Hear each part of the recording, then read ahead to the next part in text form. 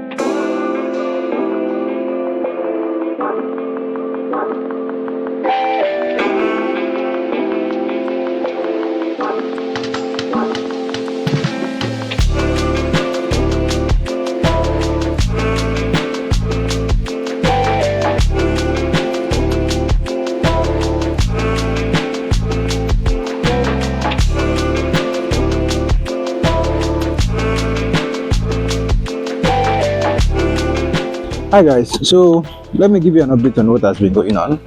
It's been about 2 months since the last footage that you guys saw, and what happened was, the engine that was in this vehicle, the engine that was here, after I rebuilt it, it refused to turn over. That was when I realized that there's something wrong with the metals. I checked, lo and behold, the crankshaft and the metals are all gone. I could not record that because I was quite busy. I wanted to know what was the problem with this vehicle. So I removed the engine, not me. I had to hire somebody to do that. The reason is I was busy with CNG conversion. Right before, all this place, from this point and these buses, from that back of that bus, even as that down as of that pole, down like this to the ending of the street, even down to the corner, we are all cars that we are converting to CNG.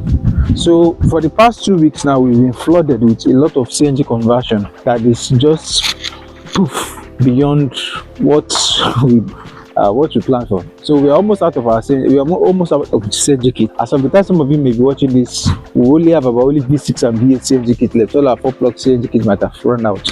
So back to what I was saying, right? So I decided I was going to get another engine, since this engine is very cheap. What was wrong with that one was just the crankshaft and the metal. If I changed it, the engine would come back to life, but it would be costing me around 300k to do that. So I talked with the guy that used to supply me engine. He said it's going to take my old engine and then 400,000 and give me this one. I took it, I replaced something. For example, if you look here is more shiny than here because this part is from my old engine. This is from my old engine. Even the sensors are all from my old engine. There is a little bit of thing wrong here. The crankshaft sensor is not good, but the car starts, but it takes a long time to start. So when I use my diagnostic scanner, I do use the top down, but I use the top down, yes, to check. I found out that the crankshaft sometimes does not read, so it reads intermittently. So what I'm going to do is I'll be going to the market to get the crankshaft sensor. I want to get this as well. Then the coolant, I think I have bought coolant already. What I'm going to be getting also is the oil. I'll be getting the oil for the compressor, and then a refrigerant also for the compressor. And then I'll get the wipers because I don't have the wipers and the wiper blade. I don't know where they are, and I'll make list of everything that I want to get. But what I plan to do is by the end of today, this car should be on the floor, on its feet. It should be on the floor, should be drivable, and I would have installed every part. So after I'm done with the mechanical aspect, which should not take me much of the time to do, hopefully, the last thing that is going to be left is for me tackling, this clock spring, the G37's clock spring. That will be the last thing I'll be tackling. And I also want to make sure that there is no check engine light whatsoever on the dashboard. I'll be fixing all the lights, although I'll fix most of it. I know that the last thing that will be left is the TPMS. I have to order that one out of Nigeria, and it should take about 2 weeks for it to come. So let me finish the main one first, because this vehicle has been sitting here for a while collecting dust while I've been busy going about entering public bus, which is what I don't like. It's stress for entering public bus, I know. So I'll be fixing this and then see you guys in the market.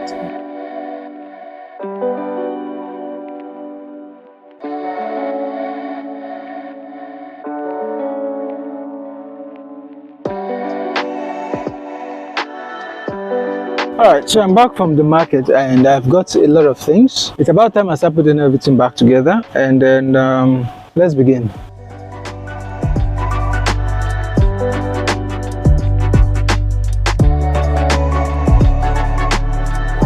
Alright guys, so here's the update. I've been trying to film this thing since morning, but the sun is scorching hot, so my phone is overheating. I could not film the timeline, but this is how far we've gone.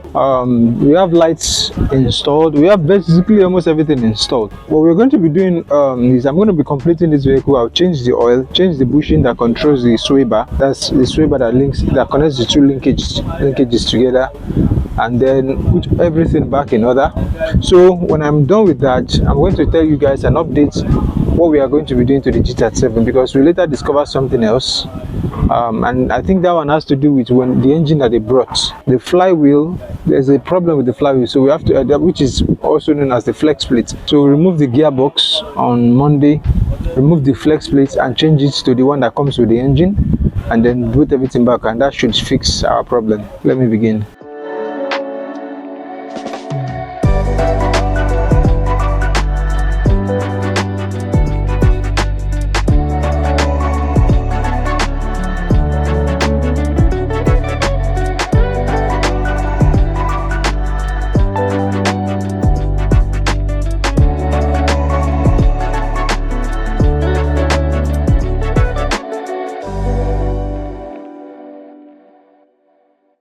Alright guys, quick one. Let me give you another update that is going on. So if you noticed, I've already installed the bumper, and the reason is because when I was filming this, we had a little bit of a problem. Now the major problem we had was that the battery of my phone died. Before then, the sun was too much, the phone was overheating. It was almost impossible for us to record, and I can't, because I want to record some of these things and not continue with the work, because this vehicle, as I said, I sat for too long. So, and I need to finish it on time. While I'm not in the race against time, but I need to finish it on time because it has been sitting here for far too long doing nothing. What I'm going to be doing now is continuing the work and then rounding it up. So I just want you guys to know that the reason why I've coupled everything and you didn't see it in the footage is because time was no longer on my side, and I need to do this as quick as possible. I've done a lot of things. I'm going to eventually talk about everything I've done on this vehicle. I've fixed most of the bushings. I fixed things like like literally almost everything that is here. Another thing we noticed was that it is commonly known as flywheel here in Nigeria, but automatic uses what's it called? I will remember the name, but let me just go with the word flywheel. One of it's bent, so the vehicle was entering limp mode. So I called one of the mechanics that is close by, because like I said, I still do not have tools, and also I don't like losing transmission. It's too tight, too crimped. I don't like a crimping space. It makes me feel somehow. So I asked him to remove the transmission and shift it back, and then we took out the flywheel, and then I asked that another one be sent from the market, and we've replaced it. I've tested it. The vehicle responds fine. So what is left now is just for me to finish correcting some of these things and align all the parts of the bumper, finish the whole front, and then install the bonnet, and we should be done. And then the clock spring, which is the last thing, that will be the last thing I'm doing.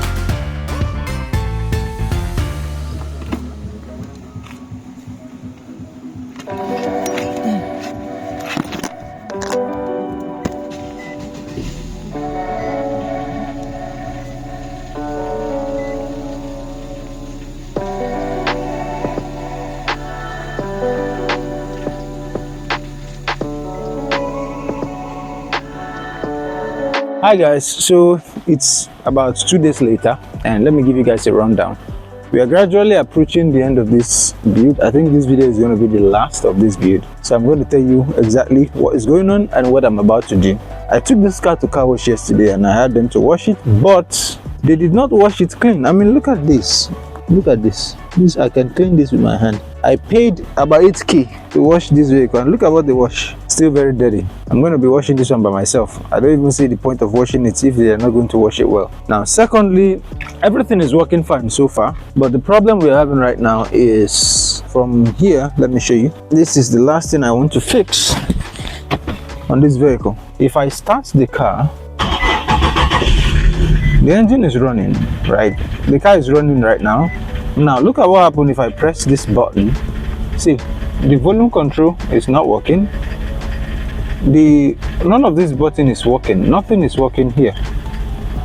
None of this is working.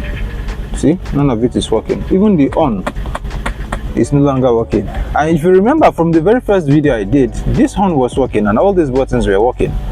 It was after I took it to Sule's workshop that all these things began. So I learned that what controls it is called the clock spring, which is known as on control in Nigeria. And I have bought, and I have bought a brand new one. This is a brand new one. This has never been used. I bought this one from outside Nigeria. As you can see, this is the code. So this is supposed to fix the on control issue that this vehicle is having, and hopefully we can restore the on and all these buttons. But before then, I want to go to the petrol station to get petrol, and then when I'm done with that, I want to grab food and eat as well, because I'm really hungry and I've not been eating well for the past few days. So hopefully this is going to be the last thing we are doing on this vehicle, and we are going to conclude the series. So if there is anything I'll be doing later in the future, is just to upgrade the car. Like for example, I want to change this gear shifter. I'll change it to another one. And if I plan on using the car for look at what I give them money to clean. They did not even clean. Look at dust everywhere. What I plan to do next is, if I'm planning to keep this car for a long time, I'm going to change the speedometer to the digital one, so that the car is going to go full digital. But with that being said, let me go and get petrol, and I'll get food too.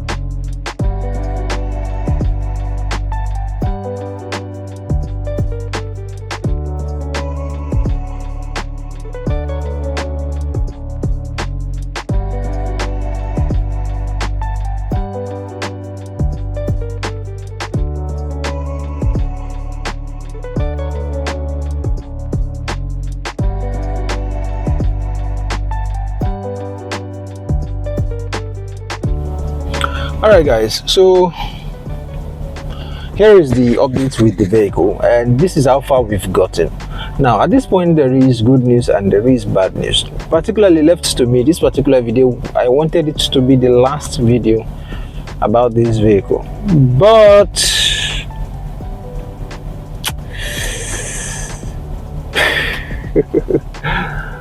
turns out the car still wanted more. And what happened is, the clock spring I bought, which is the good news, it worked. I mean, for example, look, the volume button is working. As it is there, it's working. However, what I noticed when I was installing it was that there is no socket for this guy here. This is the steering angle sensor. From what you can see that was written here, you can see it says steering angle sensor. There is no socket for it. In fact, not the other one does not have it. So what I'm gonna do is, I would try, now that I know that it's working, which means we know that there is no wiring problem wrong with this. What I'm gonna do, I'm gonna try to I'll remove this, take it out, but I'll bring it out, and then what I'm going to do is, I'm going to try to swap the steering angle sensor that is inside of here with it. But I'm not sure this one is working. I don't think this one is working, because I could not, although it could be detected, it's detecting it, but it's not connecting, it's not working. The angle sensors are not reading. So I'm going to lose this one first and see what happens. But this is going to be the end of this video. So in the next video, if I fix it, I will update you guys and I tell you what's wrong with it. If I couldn't fix it, I'll just have to buy something else. I'll just have to order another one that has the steering angle sensor. And this is a pain, my brother. It's a pain in my butt because of the lights that is showing on the dashboard. So thank you guys for watching. See you again next time. I just want to appreciate you guys. You guys has been awesome. You guys followed this video series from the beginning, from when we went to buy the vehicle, when they were not working, they were practically abandoned cars, to now that the vehicle is working and the AC is chilling, everything in it is cooling fine. So I want to appreciate you guys again. Thank you, and see you in the next one. Peace.